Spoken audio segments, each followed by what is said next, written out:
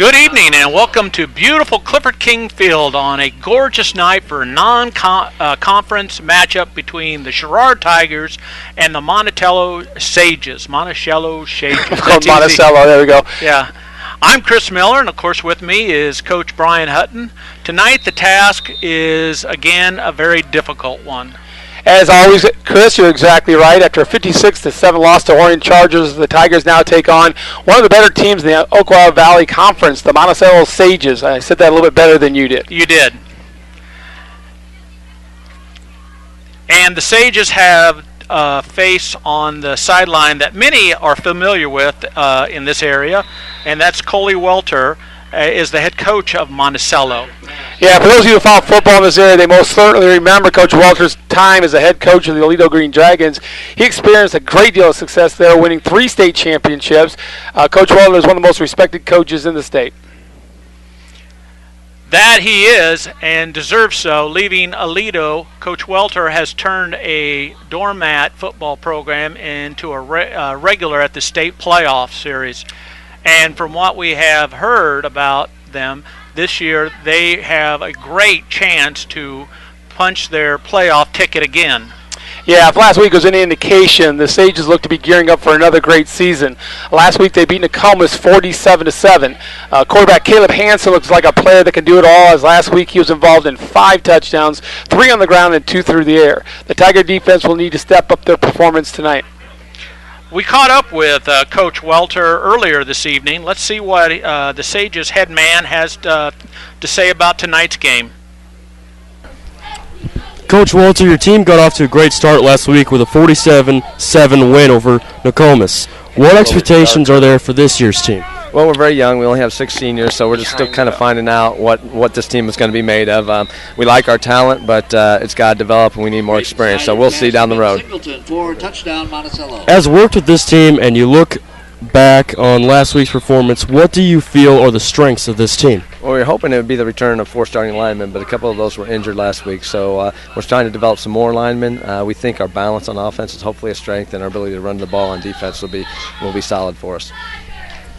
Tonight you take on a program that has been struggling the last few years, and last week lost their opening game to Orion 56-7. That said, what concerns you as you head into this game tonight? Well, I thought SHERRARD, despite the overall score, played a very respectable game against Orion, Orion is a very good team this year, as we all know, and at halftime it was a very close game. So we feel like SHERRARD's made some improvements on last year. We feel like they have some size, and they found a game plan that suits their talent, and we're hoping that we can be competitive tonight.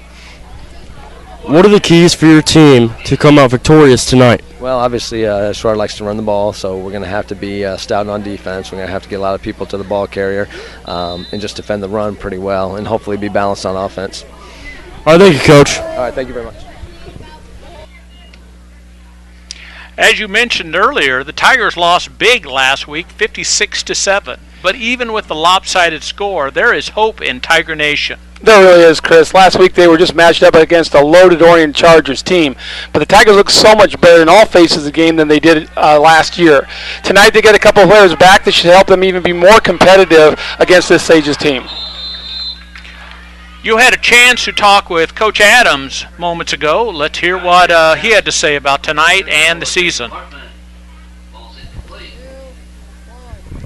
Coach Adams, your team got off to a tough start last week, losing the Orion Chargers 56-7. We talked briefly after the game, and it appeared you were hopeful. What did you see from last week's game that you liked? I really liked our effort in the first half. I thought our kids really got after it and, showed some very good things. Obviously in the second half things got away from us. But yeah, certainly the first half was very positive for us. What are some of the things that you just have to get fixed if this season is going to be a turnaround season for the program? We just talked to our kids in our little pregame meeting about believing. Do they believe or do they think that this program can be successful? And, once they believe, I really think that this group has the capability to turn things around. Tonight you face a pretty good program in Monticello and go toe-to-toe with one of the best coaches in the state. After watching them on tape, what concerns do you have heading into tonight's game?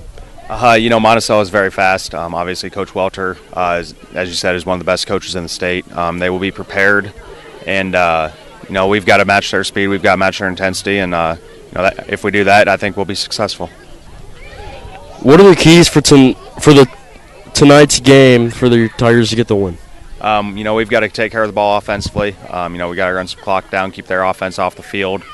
Defensively, we just have to prevent the big play. We've got to make them earn the yardage that they're going to get, and not get big chunk plays. All right, thank you. Yep, thank you. To Game 2 of the 2016 season as the Sherrard Tigers take the field against the Sages of Monticello. What do you see as the keys for the Tigers tonight? Well, first, their defense has got to be ready tonight. Coach Welter has more formations and plays than you can count. It was important for the Tigers defense to read and communicate on the field. Second, the Tigers cannot surrender the big play. For 2.5 quarters last week, the Tigers made the Chargers work hard for points. That has to happen again tonight. And finally, the Tigers have to be able to move the ball. They've committed to the run this year, but last week they only had 135 yards running, and so they have to beef that up a little bit.